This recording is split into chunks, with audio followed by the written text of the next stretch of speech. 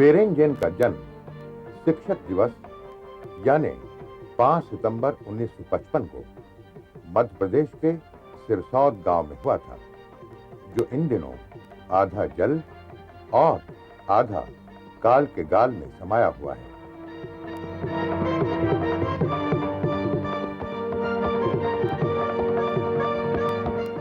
वीरेन जैन ने आम हिंदुस्तानी की संघर्षपूर्ण जिंदगी जी और अस्तित्व के लिए अनेक अमानवीय परिस्थितियों में जद्दोजहद की। उनके साहित्य में भारत के आम यानी व्यथित, पीड़ित, शोषित और संघर्षरत आदमी के प्रामाणिक और पारदर्शी अनुभव इसीलिए मिलते हैं क्योंकि वीरेन जैन ने खुद जिंदगी की काली सफेद आयतों से साक्षात्कार किया। उनके व्यक्तित्व में भी कुछ विशिष्टताएं साफ दिखती हैं, जैसे कि वे छद्म, दोगलेपन, नकली प्रतिबद्धता और अवसरवाद के खिलाफ हैं। इसीलिए कई लोग वीरेन जैन की साफ गोई के कायल भी हैं और नहीं भी हैं।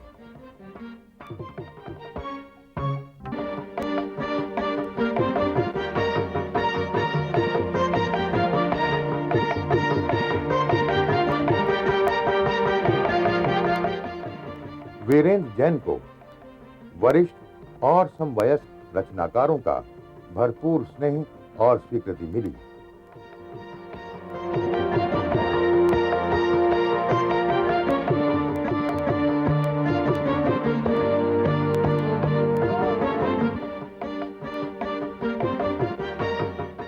वीरेन जैन ने कई चर्चित उपन्यास लिखे, उनके कई कथा संग्रह प्रकाशित हैं और उन्होंने व्यंग को भी भरपूर साधा। वीरेन जैन हिंदी के उन थोड़े से लेखकों में से हैं जिन्होंने बच्चों के लिए भी उत्कृष्ट रचनाएं की हैं।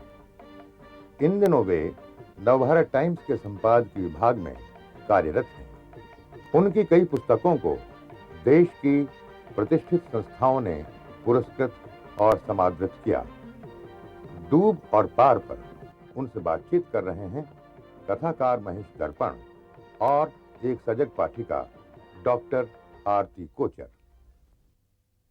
आज हमारे साथ व्यंग्यकार, कहानीकार, उपन्यासकार वीरेंद्र जैन हैं, जिनसे हम बातचीत करेंगे, और साथ में हैं साहित्य की एक प्रबुद्ध पाठिका डॉक्टर आरती कोचर। वे भी अपनी जिज्ञासाएं रखेंगी और मैं करूंगा वीरेंद्र जी से कुछ सवाल। वीरेंद्र जी, अनातीत, डूब, पार, शब्दबद्ध, सबसे बड़ा सिपहिया जैसे उपन्यासों के लेखक तो हैं ही, उन्होंने भारतीय साहित्य का भी विशद अध्ययन किया है। बातचीत डूब और पार पर केंद्रित इसलिए कि हिंदी में आए चर्चित उपन्यासों में से एक है डूब और उसका एक्सटेंशन है पार। वीरेंद्र जी, लड़ई गांव की प्रस्तुति जिस तरह से इस उपन्यास में हुई है, पहला उपन्यास डूब, उससे लगता है कि आपका इस गांव के साथ गहरा ताल्लुक़ रहा है, और जिस तरह से लड़ई का इतिहास है वो बताता है कि इसके इतिहास की एक विशेष पहचान रही है। तो इस उपन्यास की जो कथा वस्तु आपने बुनी, उसकी शुरुआत कैसे हुई? महेश जी, ऐसा है,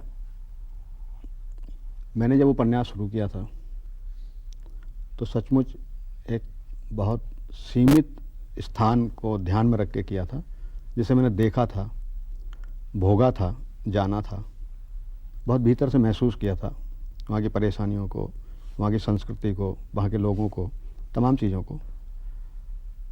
लेकिन जब ये उपन्यास छपकर आया तब मुझे पता लगा कि मैंने एक लड़ाई गांव की कहानी तो लिखी ही नहीं, वो तो इतने लड़ाइयों की कहानी हो गई है। महाराष्ट्र में, गुजरात में, कर्नाटक में, जहाँ देखिए, जहाँ भी उस तरह की स्थितियाँ हैं, वहाँ के लोगों का कहना है कि वो तो हमारा उपन्यास है। ठीक है। तो इसलिए अब यह कह पाना कि लड़ाई एक खास जगह है जिसको मैंने ध्यान में रख के उपन्यास लिखा था, वो व्यर्थ है। ये अतीत में ऐसा था कि शायद शुरुआत वहाँ से हुई थी, लेकिन कई लड़ाई निकली और वो ये सबकी कथा है। जैसे कहा जाता है कि लेखक का अपनी धरती का ऋण चुकाने के लिए एक दायित्व होता है, अपनी ज़मीन, अपनी जन्मभूमि के प्रति उसकी आत्मीयता होती है, अपना लगाव होता है और नॉस्टेल्जिया से आकर के निकल आई कुछ चीज़ें होती हैं। जाहिर है ये एक यथार्थवादी उपन्यास है और इसमें नॉस्टेल्जिया उस तरह से नहीं आया है, लेकिन क्या आप ये महसूस करते हैं कि लेखक का अपनी जन्मभूमि के प्रति कोई ऋण होता है और उसे चुकाने जैसी कोई बात इस उपन्यास के जरिए आपने की? नहीं, मैं आपकी बात पर बाद में ही आऊँगा। सबसे पहले मैं आपको बताऊं कि ये उपन्यास मैंने अतीत मोह में नहीं लिखा है। बिगड़ रहे भविष्य को, नष्ट हो रहे भविष्य को, बिल्कुल नष्ट किए जा रहे वर्तमान को सामने रखने के लिए लिखा है। अतीत मोह नहीं है। अतीत, उसमें आने की वजह दूसरी है, क्योंकि मैं यह भी तो बताना चाहता था रचना में कि हम कहीं से आए हैं, एक हमारा भी समय है, एक संस्कार है। हमने भी एक समय, बहुत लंबा समय यहाँ काटा है जो है। जैसे आपने डूब में देखा होगा, डूब गांव को बसाने वाले लोग 1857 में रानी लक्ष्मीबाई की शहादत के बाद भाग कर गए थे, उन्होंने वो गांव बसाया था। तो 100 वर्ष का जीवन उनके पास उसी जगह पर बिताया हुआ था।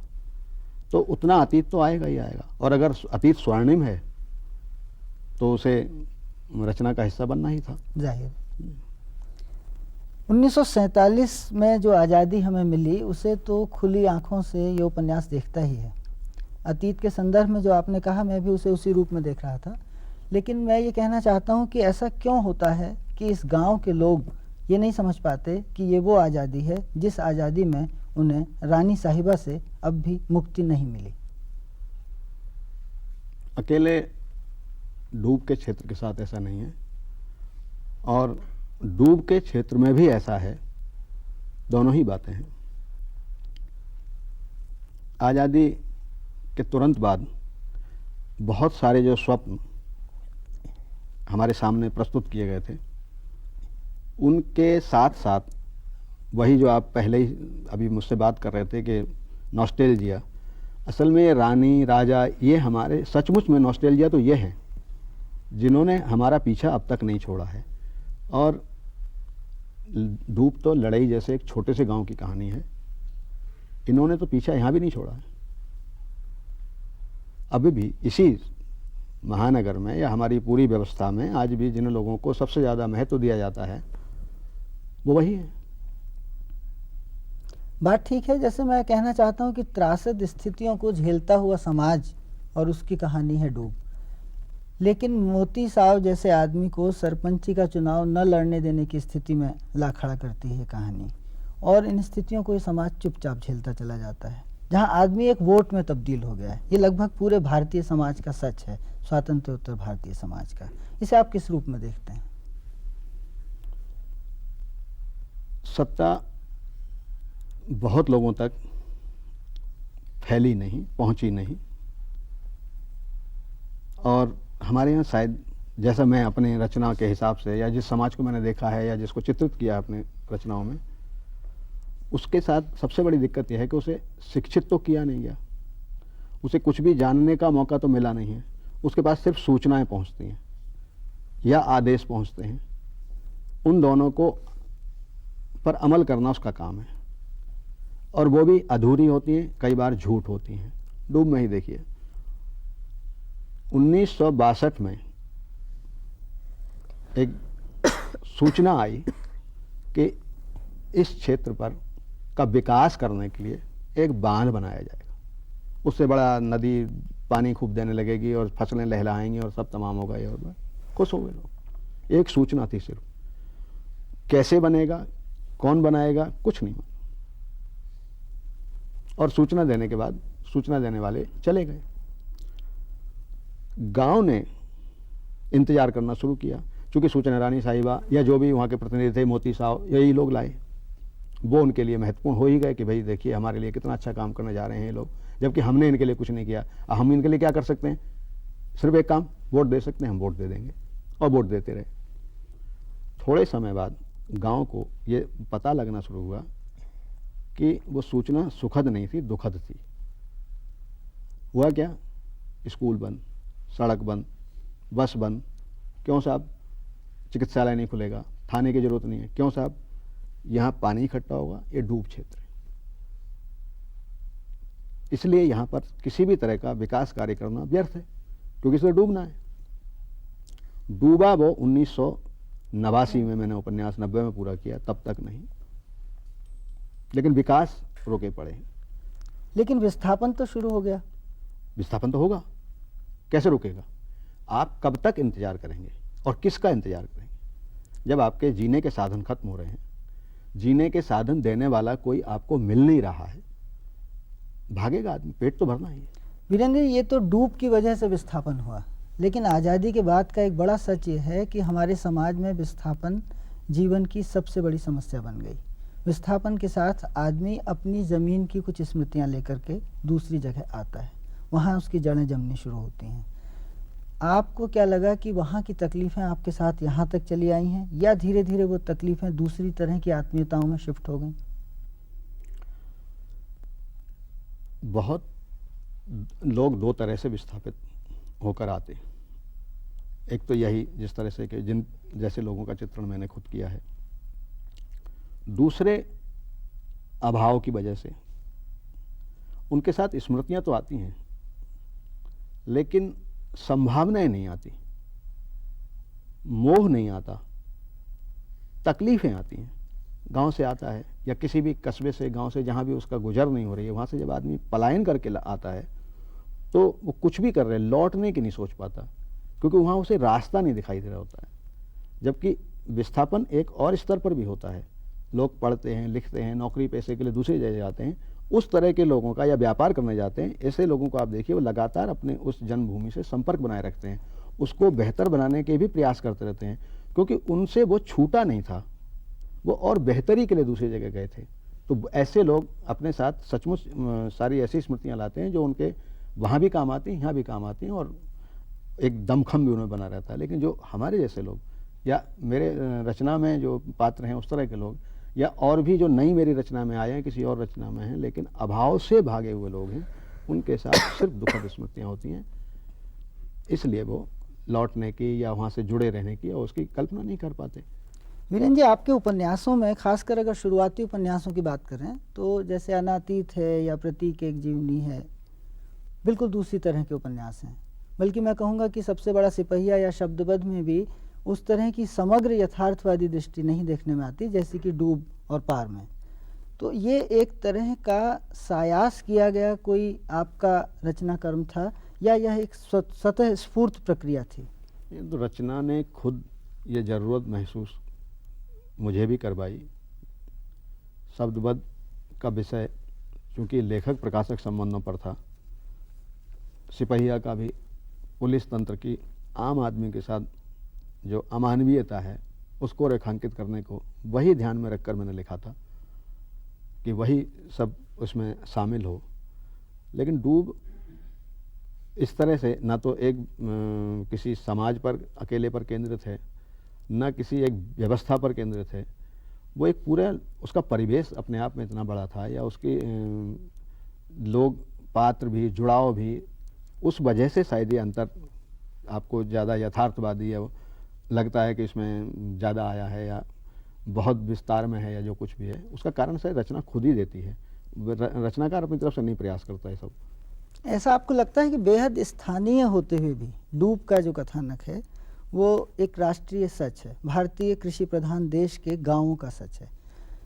तो ये सच हमारी आज़ादी के बाद बहुत जल्दी खुलना शुरू इसलिए हो गया कि विकास का जो मॉडल हम लोगों ने चुना, औद्योगिक और वैज्ञानिक विकास की बातें कागज़ों में जो की गई, और जन कल्याणकारी व्यवस्था में जो विकास होना चाहिए उसे हमने बिल्कुल दरकिनार कर दिया।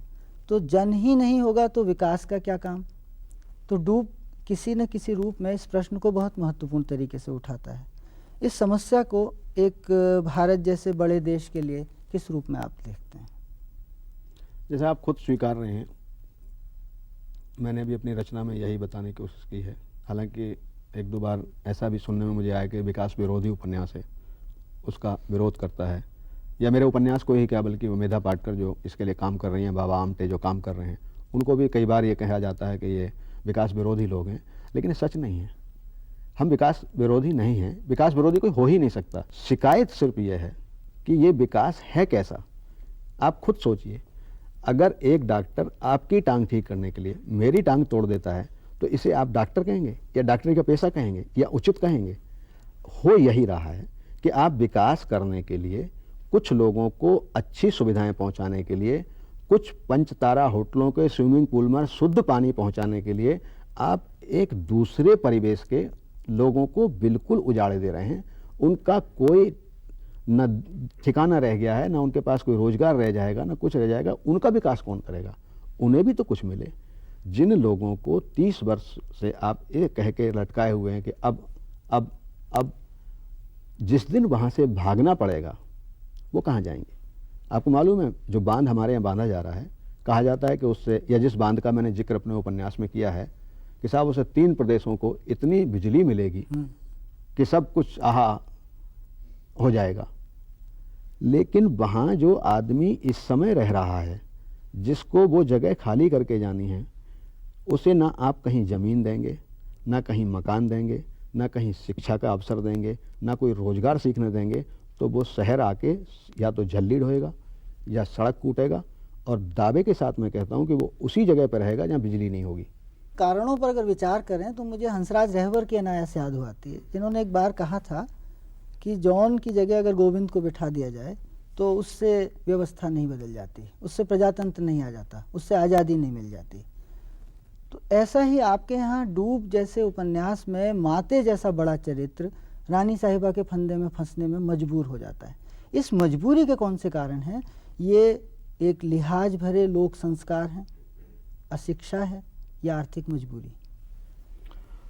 व्यवस्था में कोई हिस्सेदारी ना होना। अगर वो विरोध में खड़े दिखाई दें तो अकेले होंगे, या जितने वो नष्ट हैं उससे भी ज़्यादा कर दिए जाएंगे। और इसके संकेत डूब में भी हैं कि जब व्यवस्था से जुड़े हुए लोगों से के व्यामोह से वो अपने को निकाल लेते हैं तो उसके बाद उनकी दुर्दशा और भी ज़्यादा बढ़ जाती है और उनका स्थान दूसरे ऐसे लोग ले लेते हैं जो उस अवसर का उन्हीं लोगों के साथ मिलकर फ़ायदा उठाना चाहते हैं। दूसरी चीज़ एक और है, संगठन का अभाव। अपनी ज़रूरतों में इस बुरी तरह उलझे हुए हैं वो, या डरे हुए हैं, साथ में डर भी है, पता नहीं किस दिन यहाँ से जाना है। संगठित नहीं हो सकते। संगठित नहीं हो सकते तो विचार नहीं कर पाते, अपनी चिंता को बांट नहीं पाते। बांटें तो शायद कुछ हल नजर आए। और अब ऐसा नहीं है कि वहीं है, बहुत जगह है, हल कहीं नहीं है, रेडीमेड हल आते हैं। रेडीमेड हल क्या आता है? रोजगार नहीं है, कोई बात नहीं, प्रधानमंत्री विकास योजना, स्नातक शिक्षा योजना, इसको ऋण योजना, उसको ऋण योजना, ये जो चली आती हैं, इससे होता क्या है? बैठे रहिए। इस विचारहीन समाज में विवेक की रोशनी देने के लिए मेधा पाटकर जैसे लोगों ने जो काम किया, जिसकी तरफ आपने अभी इशारा भी किया था, उनके संघर्ष को आप किस रूप में देखते हैं? कि वो अपना संघर्ष करती रहें और उससे कोई हल निकल जाए तो ठीक, और आप कलम के सिपाही हैं, आप उपन्यास लिखते रहें तो ठीक, या ये कोई एक सामूहिक लड़ाई में तब्दील हो जिसमें लेखक, संस्कृति कर्मी, सामाजिक कार्यकर्ता और इस तरह की चेतना फैलाने वाले सारी संस्थाएं मिलकर काम करें? होना तो यही चाहिए। और काफ़ी इधर लोग उनके साथ जुट भी रहे हैं, या ऐसे आंदोलनों के साथ जुट भी जाते हैं। लेकिन वहाँ भी दूसरी दिक्कत है महेश जी, ना सब मेधा हो सकते हैं, ना सबको उस गंभीरता से उनके बारे में सोचने का। और वहीं क्या, आप बहुत मोटा मैं आपको उदाहरण देता हूँ, अभी एक आध बार बातचीत कहीं हो रही थी, वहाँ भी मैंने बताया था, ग्रामीण जन के प्रति हमारे भीतर, शहरी व्यक्तियों के भीतर जो एक अलगाव और उसमें शायद घृणा भी शामिल है कि जो भावना है ये कुछ नहीं करने देती। आप बस में देखिए, कंडक्टर से टिकट मांगता हुआ कोई सवारी अगर थोड़ी सी कच्ची हिंदी बोल रहा हो, उसमें आंचलिक शब्द आ गए हों, आप देखिए पूरी बस में किस तरह तमाम सवारियां उसकी तरफ जैसे बिजूका आ गया हो बीच में, इस तरह से हेर कर देखते हैं कि ओहो ये पागल, अरे ये भी यहीं चला आया, पूछते हैं उससे, अरे भाई कहाँ से, कल ही आया है क्या। ये जो भावना है, हालांकि उससे उसका कोई बैर नहीं है, कोई दुश्मनी नहीं है, कोई लेना देना नहीं है, लेकिन ये हमें धीरे धीरे इतनी बुरी तरह से घुस गया है, बंटवारा, ये शहरी ये ग्रामीण। जो शहर आ गया, गांव का ना आ जाए कोई दूसरा आ गया तो उसकी उपेक्षा कीजिए। जब जहां ये भावना लगातार लोगों में पनप रही हो, वहां आप कैसे कल्पना कर सकते हैं कि मेधा पाटकर या कोई और संस्कृति कर्मी या तमाम जनकर्मी सब इकट्ठे होकर किसी एक राय पर सहमत होकर उन लोगों के लिए काम करेंगे जिनसे दूरी बनाए रखना चाहते हैं। पार आपका एक स्वतंत्र उपन्यास तो है नहीं, क्योंकि ये डूब का एक्सटेंशन है, तो इसकी नियति थी कि ये डूब के अंत से बंधा रहे। पार में माते नहीं हैं, लेकिन यशस्विनी है, यशस्विनी है, और एक ऐसी उम्मीद की लौ जगाए हुए यशस्विनी है कि उसके गर्भ से जो संतान पैदा होगी वो माते का रूप होगी। लेकिन उसके सामने जो बड़ी चिंता है वो ये कि उस संतान को वो गांव कहाँ से देगी जो कभी हुआ करता था। तो क्या इसी मूल भावना से आपने ये उपन्यास लिखा है, या इसके जरिए आप कहीं पार भी पहुंचाना चाहते थे डूब के पाठक को? मैं वहीं लौटा के लाना चाहता था। असल में एक तरह से कहना चाहिए तो पूरी परिक्रमा वहाँ 7 कोसी या 9 कोसी, अगर थोड़ा उसको आध्यात्मिक या हमारे जो संस्कार हैं उनको भी अगर ध्यान में रखें, उस दृष्टि से भी कहना चाहिए तो कि 7 कोसी परिक्रमा पूरी हो रही है। गांव से मैं शुरू हुआ था, गांव से माते शुरू हुए थे, गांव की बसावट से हमने सारा शुरू किया था, और बल्कि गांव में राजनीति के प्रवेश से उपन्यास शुरू हुआ था, और उसे खत्म सचमुच वहीं होना था क्योंकि गांव नहीं है, तो वो तो वहाँ आना ही था। वीरेंद्र जी, हमारे साथ डॉक्टर आरती कोचर हैं, जो आपके सामने अपनी कुछ जिज्ञासाएं रखेंगी और चाहेंगे कि आप उनके उसी तरह से जवाब दें जिस बेलाग अंदाज में आपने मेरे सवालों का जवाब दिया है। वीरेंद्र जी, आप बताइए, डूब के जो पात्र या चरित्र हैं वे वास्तविक हैं या आपने उन्हें रूपक या प्रतीक के तौर पर इस्तेमाल किया है, और आप अपने आप को किस पात्र के सबसे करीब पाते हैं? मैं अगर यहाँ राजेंद्र यादव हमारे एक वरिष्ठ कथाकार हैं, उनको याद करूं तो उनका कहना है कि लेखक की सब पुस्तकें उसकी संतानें होती हैं, तो जाहिर है सारे पात्र भी हुए और वो सब प्रिय होते हैं, तो इसलिए कौन सा ज़्यादा प्रिय है या किसके निकट हूँ, मैं तो सबके निकट हूँ।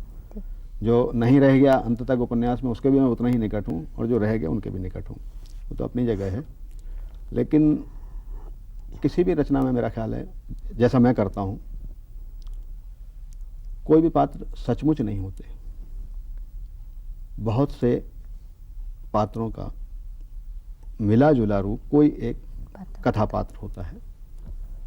और डूब में भी जो पात्र जितने भी हैं वो कुछ मेरे भी हैं, कुछ संसार में सचमुच भी होंगे। आप व्यवस्था विरोधी लेखक हैं, खराब तंत्र को एक्सपोज करते हैं, केवल जैसा जो है उसको आप स्वीकार नहीं करते हैं। एक कथाकार के नाते, एक साहित्यकार के नाते आखिर आपका जीवन दर्शन क्या है?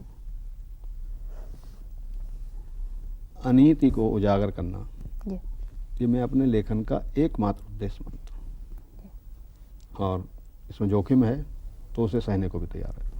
गोदान और मैला अंचल के बाद कथा साहित्य से झटके के साथ गांव का विलोप हुआ और शहरी मध्यवर्गीय स्थितियों को कथा लेखन का आधार बनाया गया। डूब का लेखक गांव की ओर मुड़ा, इसकी कोई खास वजह या मजबूरी? नहीं, ऐसा शायद कुछ तो मेरे उपन्यास के ब्लर पर प्रकाशक ने लिख दिया और कुछ ऐसा कहा जाता है, ऐसा नहीं है कि गांव लोप हो गया था। शिव प्रसाद सिंह अभी हमारे बीच नहीं रहे, थोड़े दिन पहले तक थे और लगातार लिख रहे थे। और भी कई लोगों के रचनाएं हैं। मैंने भी इससे पहले कई चीज़ें दूसरे उस तरह की लिखी थी।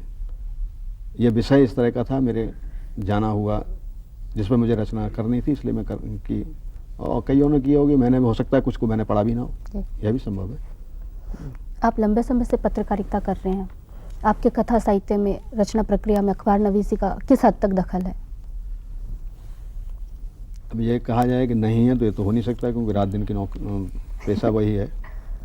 लेकिन पत्रकारिता ने एक जरूर फायदा पहुंचाया है लेखन में, क्योंकि हम पाठक को, अखबार वाले लोग पूरी सूचना देना चाहते हैं। यह एक सबसे पहला लक्ष्य होता है। और खुद को न पक्ष में रखते हैं न विपक्ष में रखते हैं। ये दूसरा एक हमारा, हमें बताया जाता है कि ऐसा है कि आप बीच में मध्यस्थ हैं, आप खबर लाए, खबर दे दी। तो इससे से उपन्यास लेखन में ये सुविधा तो हुई है कि हम जब लिख रहा होता हूँ तो मुझे मालूम होता है कि क्या छूट रहा है या पाठक इसमें से और क्या जानना चाहेगा। डूब का जो राजनीतिक पक्ष और सामाजिक पक्ष है वह बेहद मुखर है, लेकिन जिस जनपद की एक कथा है वहाँ की सांस्कृतिक छवियाँ जैसे पर्व, त्योहार, लोकगीत वगैरह, उसका इसमें नितांत अभाव है। ऐसा क्यों? मैं जहाँ की कहानी लिख रहा था वहाँ तो अनंत शोक है जी। उत्सव की स्थिति नहीं है, तो कहाँ से मैं वहाँ इस तरह की चीज़ें रचना में पैदा कर देता? वहाँ तो दुख था, वही उसका रचना का हिस्सा बना। इसीलिए इस तरह की मुखरता उसमें है, लेकिन दूसरी तरह की सांस्कृतिक मुखरता उसका अवसर ही नहीं है, वो समय ही नहीं है उसमें। वीरेंद्र जी, डूब उपन्यास सिर्फ एक डूब क्षेत्र में आ गए उपन्यास की कथा नहीं है, बल्कि मुझे ऐसा लगता है कि स्वातंत्रोत्तर भारत में नागरिक ने जो सपने बुने थे उनके भी डूब जाने की कथा है।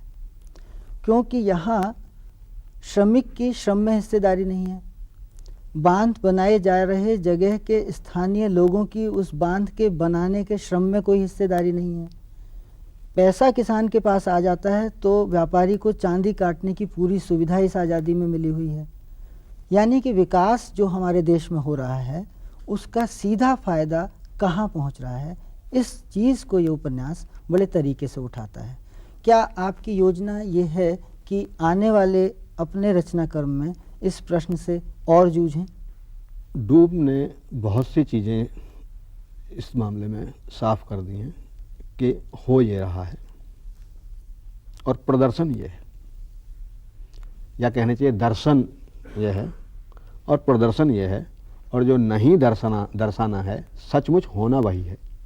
यह काफ़ी कुछ उजागर किया है, लेकिन उस संदर्भ भविष्य में हो सकता है मैं किसी और ऐसे क्षेत्र पर लिखने बैठूं जहाँ की ज़रूरतें या जहाँ के कुछ तहखाने दूसरे ही निकलें, तो हो सकता है फिर ऐसे ही सब कुछ लेके आऊँ। बहुत अच्छा लगा वीरेंद्र जी, आज आपके साथ डूब और पार के संदर्भ में बातचीत हुई। डॉक्टर आरती कोचर ने अपनी ऐसी महत्वपूर्ण जिज्ञासाएं उठाई जो लगभग आपके पाठकों की ओर से भी संभव थीं। आपके यहाँ आने के लिए बहुत बहुत धन्यवाद।